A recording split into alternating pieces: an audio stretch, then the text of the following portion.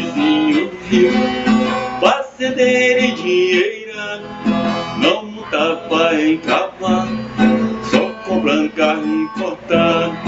Eu conservo a minha tropa, meus cavalos ensinados.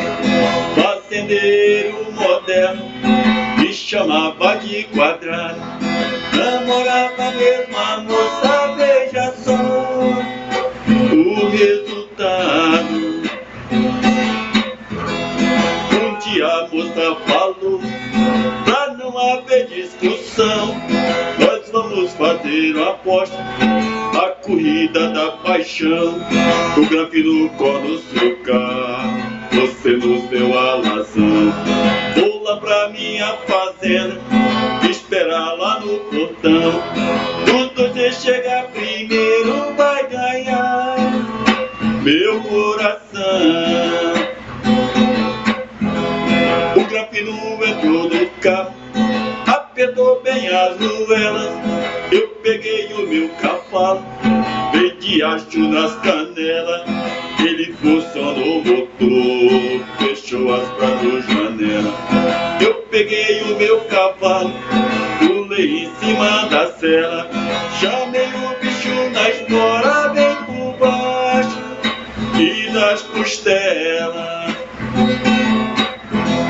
Ele saiu pelos atalhos, saltando cerca e pinguela, mas quando saiu do asfalto, ele caiu numa esparrela, numa estrada boiadeira toda cheia de cancela.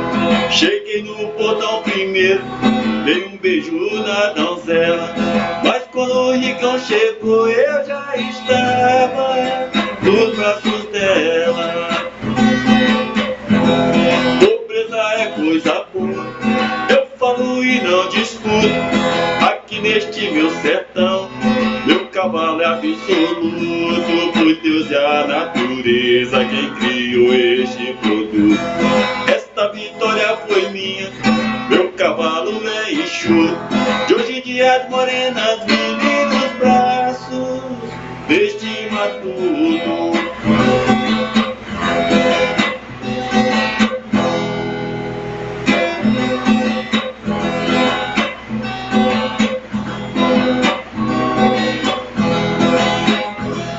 Toda vez que eu viajava pela estrada de Ouro Fino, de longe eu avistava a figura de um menino. Ele vinha pra poder